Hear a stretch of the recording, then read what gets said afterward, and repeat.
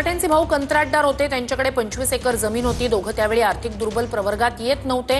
कोकाटे सभापती होते। त्यांनी जे केलं त्याची त्यांना कल्पना होती असं हस्तक्षेप याचिकाकर्त्यांच्या वकिलांनी कोर्टात म्हटलं। कोकाटेंनी मंत्री असून गरिबांची घरं लाटली असं हस्तक्षेप याचिकाकर्त्यांच्या वकिलांनी म्हटलं। कोकाटेंसह भावाचा आर्थिकदृष्ट्या दुर्बल लोकांच्या प्रवर्गात अर्ज होता। अर्ज करून दोन्ही भावांनी घरं लाटली असं हस्तक्षेप याचिकाकर्त्यांच्या वकिलांनी कोर्टासमोर म्हटलंय। तर कोकाटेंचे वकील रवींद्र कदम यांचा युक्तिवाद संपला। पुन्हा एकदा थेट जाऊयात आमचे प्रतिनिधी अक्षय मंकणी यांच्याकडे। अक्षय, काय युक्तिवाद?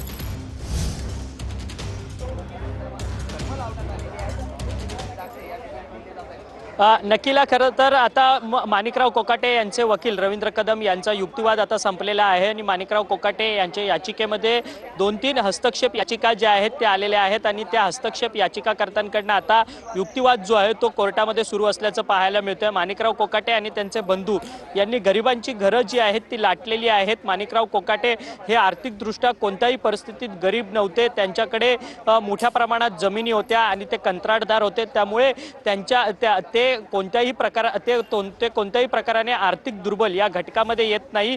त्यांना कल्पना असून देखील त्यांनी आर्थिक दुर्बल घटकातून फॉर्म भरून त्यांनी खरं तर या सदनिका ज्या आहेत त्या लाटलेल्या आहेत आणि त्या सदनिका घेण्याकरता खोट्या कागदपत्र जे आहेत ते त्यावेळेस सादर केलेले होते।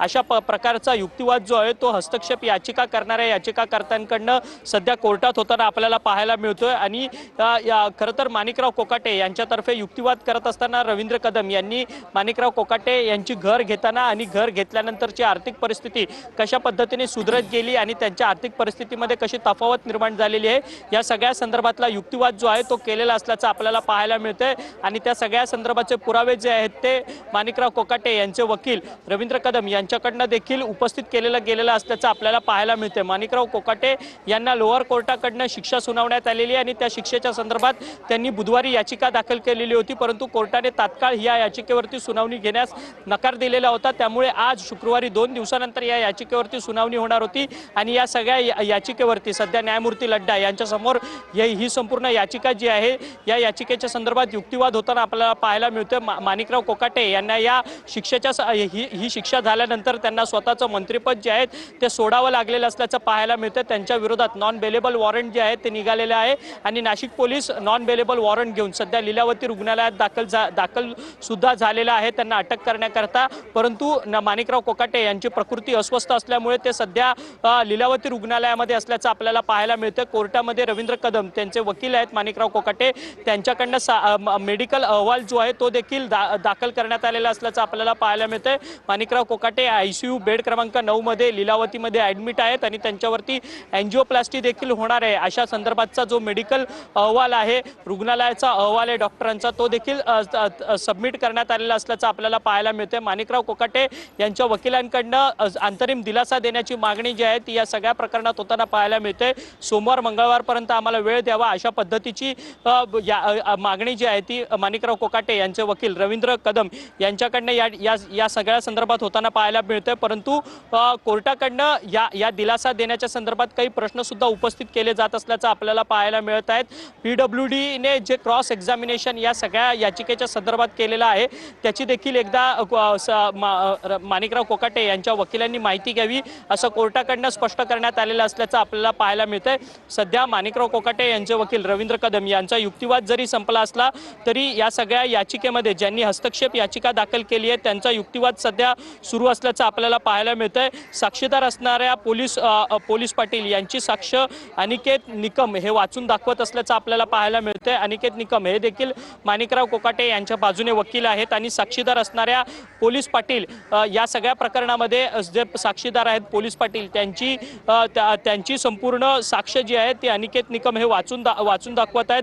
त्यात पोलीस पाटील म्हणाले होते की मी कोकाटे यांच्या मालमत्तेचा अंदाज बांधला होता, मला पक्की माहिती नव्हती। खरं तर माणिकराव कोकाटे यांच्या मालमत्तेच्या संदर्भात एक तात्पुरता अंदाज जो आहे तो पोलीस पाटील यांनी बांधलेला होता आणि त्या संदर्भातली साक्ष जी आहे ती पोलीस पाटलांनी दिलेली होती आणि तीच साक्ष जी आहे ती अनिकेत निकम आता हायकोर्टात वाचून दाखवत असल्याचं आपल्याला पाहायला मिळत आहे। माणिकराव कोकाटे यांच्या संदर्भात जो फसवणुकीचा गुन्हा दाखल झालेला होता आणि त्यांना शिक्षा झालेली होती, मुळात फसवणुकीची व्याख्या काय आहे आणि ही फसवणूक होऊच शकत नाही अशा पद्धतीचा युक्तिवाद जो आहे तो रवींद्र कदम जे माणिकराव कोकाटे यांचे वकील आहेत यांच्याकडनं या सगळ्या युक्तिवादात करण्यात येत असताना आपल्याला पाहायला मिळतोय। गेल्या एका तासाभरापासून ह्या सगळ्या याचिकेवरती हायकोर्टामध्ये न्यायमूर्ती लड्डा यांच्यासमोर सुनावणी होत असल्याचं आपल्याला पाहायला मिळतंय। या सगळ्या सुनावणीमध्ये 2-3 हस्तक्षेप याचिका आलेल्या आहेत आणि या सगळ्या हस्तक्षेप याचिकाकर्ते आहेत ते देखील आपली बाजू जी आहे ते कोर्टासमोर मांडताना आपल्याला पाहायला मिळत आहेत। एकीकडे ही संपूर्ण याचिका हायकोर्टात सुरू आहे आणि माणिकराव कोकाटे हे लीलावती रुग्णालयात दाखल आहेत, तर त्यांची मुलगी सीमांतिनी कोकाटे ही स्वतः याचिका ऐकण्याकरता ती कोर्टरूममध्ये उपस्थित असल्याचं आपल्याला पाहायला मिळतंय। निखिला, तर साक्षीदार असणाऱ्या पोलीस पाटील यांची साक्ष अनिकेत निकम वाचून दाखवत आहेत। त्यामध्ये पोलीस पाटील असं म्हणाले होते की मी कोकाटे यांच्या मालमत्तेचा अंदाज बांधला होता, मला पक्की माहिती नाही। त्यावर कोर्टानं आक्षेप घेत जर खटला सुरू असताना कोकाटे यांनी 25 एकर जमीन असल्याचं नाकारलं नाही तर आता यावर का बोलताय असं कोर्टानं म्हटलेलं आहे। अत्यंत महत्त्वाचा असा हा मुद्दा, जर या जमिनीतून तुम्ही उसाचं उत्पन्न घेत होता तर उत्पन्न नव्हतं असं म्हणता येत नाही असं कोर्टानं म्हटलेलं आहे। तर पोलीस पाटील यांची साक्ष अनिकेत निकम वाचून दाखवत आहेत। कोकाटेंच्या मालमत्तेचा अंदाज बांधला, पक्की माहिती नाही असं यावेळेला पोलीस पाटील यांनी साक्ष दिली होती आणि ती साक्ष निकम यांनी वाचून दाखवली। पण कोर्टाने यावर आक्षेप घेतलेला आहे। जर खटला सुरू असताना कोकाटे यांनी 25 एकर जमीन असल्याचं नाकारलं नाही तर आता यावर का बोलताय असं कोर्टानं म्हटलेलं आहे। जर या जमिनीमधून तुम्ही उसाचं उत्पन्न घेत होता तर उत्पन्न नव्हतं असं म्हणता येणार नाही असं कोर्टानं म्हटलेलं आहे।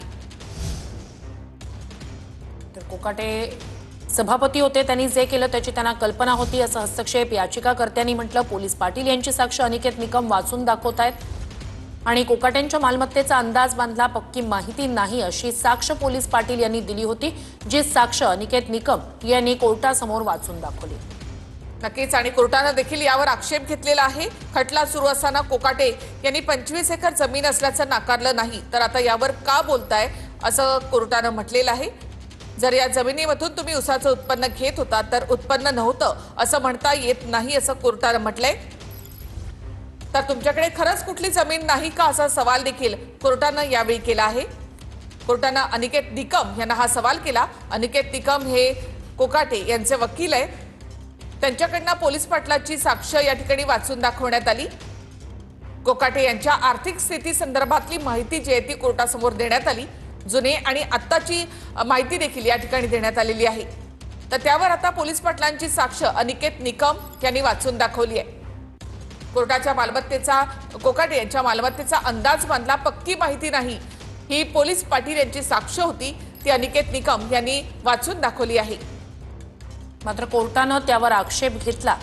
पोलीस पाटील यांची जी साक्ष अनिकेत निकम यांनी वाचून दाखवली त्यावर कोर्टानं आक्षेप घेतलाय। कोकाटेंच्या मालमत्तेचा अंदाज बांधला, पक्की माहिती नव्हती असं पोलीस पाटील यांनी म्हटलं। त्या साक्षीवर कोर्टानं आक्षेप घेतला। तर खटला सुरू असताना कोकाटे यांनी 25 एकर जमीन असल्याचं नाकारलं नाही तर आता यावर तुम्ही का बोलताय असा आक्षेप कोर्टानं नोंदवला। त्याचबरोबर जर या जमिनीतून तुम्ही उसाचं उत्पन्न घेत होता तर उत्पन्न नव्हतं असं म्हणता येत नाही असं देखील कोर्टानं म्हटलेलं आहे।